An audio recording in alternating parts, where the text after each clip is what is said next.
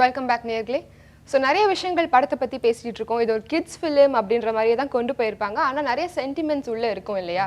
So அந்த sentiments வந்து படத்தில் ஒர்க் பண்ணும்போது உங்களுக்கு புரிஞ்சுதா? என்ன மாதிரியான படத்தில் நடிக்கிறோம், இது வந்து மக்களை எப்படி போய் சேரும், ஆடியன்ஸ் நம்மளை எப்படி பார்ப்பாங்க அப்படின்னு புரிஞ்சுதா அவங்க ரெண்டு பேருக்கும்? இல்லை, ஃபஸ்ட்டு ஆக்சுவலாக கேமரா முன்னாடி அதாவது ஆக்ட் பண்ணும்போது எங்களுக்கு எதுவுமே தெரியல. அதான் சொல்லிட்டு ஆல்ரெடி அது எந்தெந்த சீன்ஸுன்னு கட் ஷார்ட்டாக எடுத்ததுனால எங்களுக்கு அது எந்தெந்த சீன்ஸுன்னு புரியல. ப்ரிவியூவில் பார்க்கும்போது ஃபஸ்ட்டு டைம் பார்க்கும்போது சீரியஸ்லி கண்ணிலேருந்து டிஎஸ் அவ்வளோதான். அப்படியே உங்களோட எக்ஸ்பீரியன்ஸ் எப்படி இருந்துச்சு நீங்கள் நடிச்சு முடிச்சுட்டு இந்த பெரிய ஸ்க்ரீனில் படத்தை பார்க்கும்போது? ஆக்சுவலி நான் பாடின பாட்டு வந்து தியேட்டரில் பாடகர்கள் அதில் என் பேர் வந்தாவே லைக் அப்படி ஒரு ஏதோ என்ன சொல்கிறது, வேர்ட்ஸில் சொல்ல முடியாது, அவ்வளோ சந்தோஷம் இருக்கும். நாங்கள் நடித்தது பார்க்கும்போது அப்படியே என்ன சொல்கிற, அப்படியே வானத்தில் பறக்கிற மாதிரி ஒரு ஃபீலிங், ரொம்ப சந்தோஷமாக இருந்தது. ஓகே. ஸோ இந்த படத்தில் ஒரு முக்கியமான கதாபாத்திரம் பண்ணியிருக்க தம்பி ராமையா நம்ம கூட இருக்காரு, அவர்கிட்ட பேசலாம். வணக்கம் சார்.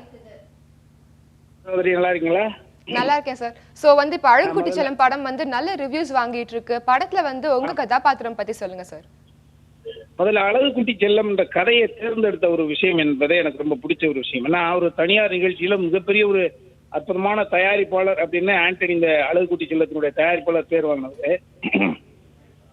அவரு அதே மாதிரி சார்லஸ் ஒரு அற்புதமான டெக்னீஷியன், அவர் நல்ல ஒரு சினிமா நல்லாக சினிமா படிச்சுட்டு வந்த ஒரு டெக்னீஷியன். ஆமா, இவங்க ரெண்டு பேரும் சேர்ந்து ஒரு நாள் என்கிட்ட வர்றாங்க, இந்த மாதிரியான ஒரு கண்டென்ட் அப்படின்ற மாதிரியான ஒரு விஷயத்தை சொல்றது எனக்கு ரொம்ப பிடிச்சிருந்தது. அது எப்படி சாட்டை அப்படின்ற ஒரு படத்தை நான் அனுபவிச்சு நடிச்சனோ அதே மாதிரி இதுல ஒரு கெஸ்ட் அப்பியரன்ஸ் தான் இருந்தாலும் கூட அவர்கள் அந்த ரெண்டு பேர் வந்து சொன்ன ஒரு விஷயம் என்பது அதை தவிர அந்த சமுதாயத்திற்கு நல்ல விஷயத்தை சொல்லணுன்ற ஒரு துடிப்பு இருக்கக்கூடிய ஒரு ஆண்டனி சார்லஸ் உங்களுடைய காம்பினேஷன்ல நான் அந்த ஒத்துக்கிட்டு பண்ணேன்.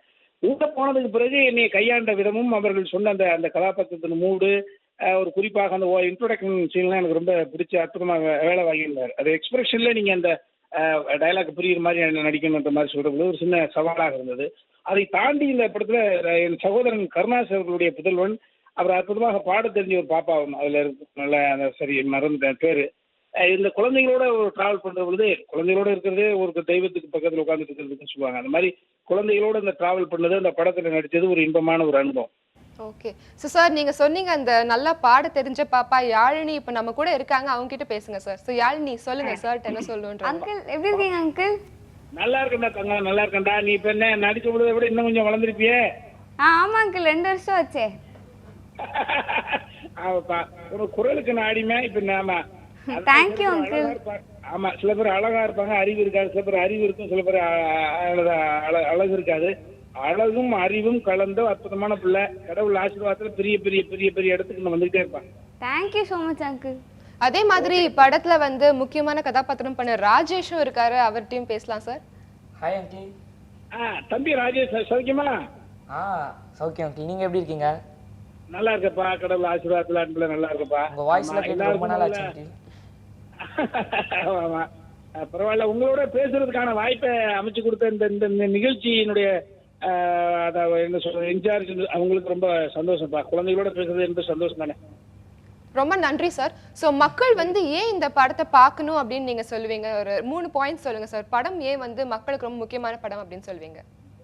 முதல் படம் என்பது தாய் குழந்தைகளோடு எல்லாரும் முகம் சுளிப்பு இல்லாம வந்து உட்கார்ந்துட்டு பார்த்து வரக்கூடிய ஒரு விஷயம் என்பது. ஆமா ஆமா, அந்த டைட்டில் அந்த அழகு தெரியும், அழகு குட்டி செல்லம் அப்படின்றது குடும்பத்திற்காகவும் எல்லாம். அதே நேரத்தில் என்டர்டைன்மெண்ட் சொல்லக்கூடிய அந்த கமர்ஷியல் ஆஸ்பெக்ட்ஸும் உள்ள வச்சிருக்காங்க. அது ரெண்டாவது சராசரி படத்துல இருந்து தாண்டின ஒரு கண்டென்ட். ஓகே. ஆமா, சமுதாயத்திற்கு எந்த விதத்திலையும் எந்த கோணத்துல 8 கோணத்துல யோசிச்சு பார்த்தாலும் கூட ஒரு சின்ன தீங்கு கூட சொல்ல தெரியாத பாசிட்டிவ் எனர்ஜி கொண்ட ஒரு படம். அந்த படத்தை பார்த்துட்டு வெளியில வர்றது பாசிட்டிவ் எனர்ஜி கிடைக்கும். கண்டிப்பா சார், கண்டிப்பா சார், கண்டிப்பா சார். ரொம்ப நன்றி சார். இப்போ வந்து எங்க கூட நிறைய விஷயங்கள் பகிர்ந்துக்கு நன்றி சார். மகிழ்ச்சி மகிழ்ச்சி மகிழ்ச்சி. ஸோ யாழினி நிறைய பேர் வந்து சொல்லிட்டாங்க, நீங்கள் வந்து உள்ள என்ட்ராய் ஷோக்கு வரும்போதே வந்து சூப்பர் சிங்கரில் வர பொண்ணு தானே இவங்க அப்படின்ற மாதிரி. ஸோ தம்பி ராமையா சாரும் சொன்னார் ரொம்ப அழகாக பாடுவீங்கன்னு. ஸோ உங்களை பாட வைக்காமல் விட்டா எப்படி? உங்களுடைய ஃபேவரட் சாங் ஏதாவது ஒன்று பாடுங்களேன். படத்தில் இருக்க பாட்டு பாடுங்க. Any song. Any song. அதுவே பாடுங்க. அதுவே பாடுங்க. ஓகே. உன்னை பார்த்தா போதும் அழகு குட்டி செல்லும் இந்த ஜன்மம் தீரும் கொட்டிச் செல்லும் இறைவன் அவன் உருவம் எது நான் காண்கிறேன் நீதான் அது உன்னை பார்த்தா போதும் எந்த கொட்டிச் செல்லும் இந்த ஜென்மம் தீரும் என் அழகு கொட்டிச் செல்லும். இந்த படத்துல வேற என்னெல்லாம் பாடல்கள் இருக்கு, நீங்க ரொம்ப என்ஜாய் பண்ண பாடல் எது அப்படின்னு சொல்லுவீங்க? நாங்கள் எல்லாம் குரூப்பாக ஒரு சாங் பாடியிருக்கோம், get ready boys and girls. அந்த சாங்கை பற்றி சொல்லணுன்னா வந்து எல்லோரும் எந்து ஆக்கும் அந்த சாங் வந்து ஃபஸ்ட்டு கேட்கும்போது எல்லாருக்குமே வந்து எப்படி சொல்கிறது, ரொம்ப ஹாப்பினஸ் ஜாய் எல்லாமே கொடுக்கும் அந்த சாங். ஃபஸ்ட்டு எல்லாம் கேட்ட உடனே தூங்கிட்டு இருக்கவங்கள கூட தட்டி எழுப்புனா அந்த சாங் போட்டு ஆடுவாங்க. அந்த மாதிரி ஸோ ரெண்டு பேருமே இப்போ எஜுகேஷன் வந்து முக்கியமான விஷயம் இல்லையா, ஸ்கூலில் இருக்கீங்க. இப்போ இனிமேல் வந்து ஆஃபர்ஸ் வர ஆரம்பிக்கும் போது நீங்கள் எப்படி பேலன்ஸ் பண்ணுவீங்க உங்களுடைய ஸ்கூல் அண்ட் சினிமாவில் நடிக்கிற அனுபவம் பற்றி?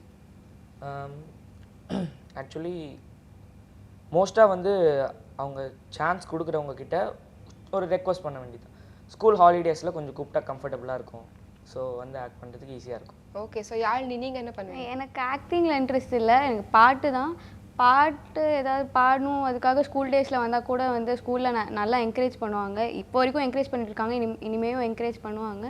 ஸோ எனக்கு பாட்டில் எதாவது ஆஃபர்ஸ் வந்ததுன்னா கண்டிப்பாக பிரச்சனை இல்லை. ஓகே, ஸோ படம் வந்து நல்ல ரிவ்யூஸ் வாங்கிட்டு இருக்கு, உங்களுக்கு கங்க்ராச்சுலேஷன்ஸ் அப்படின்னு தான் சொல்லணும். அண்ட் உங்கள் ஃபியூச்சர் வந்து ரொம்ப பிளெஸ்டாக இருக்கிறதுக்கு வாழ்த்துக்கள். Thank you so much. ஸோ கண்டிப்பாக இன்னைக்கு சூப்பர் ஹவுஸ்ஃபுல் என்ஜாய் பண்ணியிருப்பீங்கன்னு நினைக்கிறேன். மீண்டும் உங்களை நாளை சந்திக்கிறேன். Christie signing of in super Housefull.